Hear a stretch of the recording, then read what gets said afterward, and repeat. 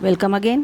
श्री रामकृष्णांचे अंतरंग शिष्य नरेंद्रनाथ म्हणजे स्वामी विवेकानंद 1897च्या सुरुवातीस स्वामी विवेकानंद महान यशप्राप्ती करून परदेशातून भारतात परतले.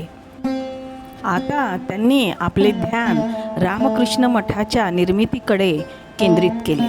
कोलकात्यातील गंगेच्या पश्चिम किनाऱ्यावरील बेलूर येथे 6 डिसेंबर 1897ला स्वामीजींनी मठाची विधिपूर्वक स्थापना केली. हाच बेलूर मठ या नावाने प्रसिद्धीस आला. 1899 साली माताजी व भगिनी निवेदिता व इतर परदेशी शिष्या मठामध्ये त्यांचे स्वागत झाले. भगिनी निवेदिता स्वामीजींच्या शिष्या. त्या आयर्लंडच्या राहणाऱ्या होत्या. त्यांचे पूर्वीचे नाव मार्गारेट नोबल. भारतीय जनतेच्या विशेष करून भारतीय स्त्रियांच्या सेवेसाठी स्वामीजींच्या बोलवण्यावरून त्या 1898 साली भारतात आल्या.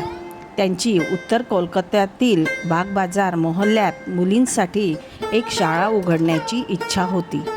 त्या काळी मुली शिक्षणासाठी बाहेर जात नसत, म्हणून स्वामीजी स्त्रियांना सुद्धा पुरुषाप्रमाणे शिक्षण देण्याच्या मताचे होते. भगिनी निवेदितांनी ह्या शाळेसाठी उत्तर कलकत्त्याच्या बोसपाडा लेनमध्ये शाळेच्या उद्घाटनासाठी त्यांनी माताजींना प्रार्थना केली. 12 नोव्हेंबरला त्या निवेदितांच्या शाळेत आल्या. त्यांच्यासोबत स्वामी विवेकानंद, स्वामी ब्रह्मानंद आणि स्वामी शारदानंद सुद्धा होते. तिथे त्यांनी श्री रामकृष्णांच्या पूजेनंतर शाळेचे विधिवत उद्घाटन केले.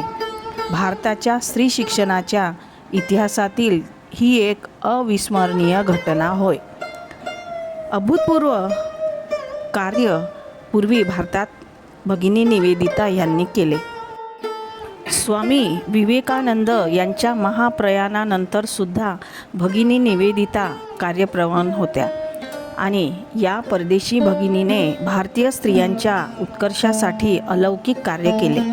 भगिनी निवेदिता यांचे 13 ऑक्टोबर 1911 साली रॉय व्हिला सिलिगुडी येथे निर्वाण झाले.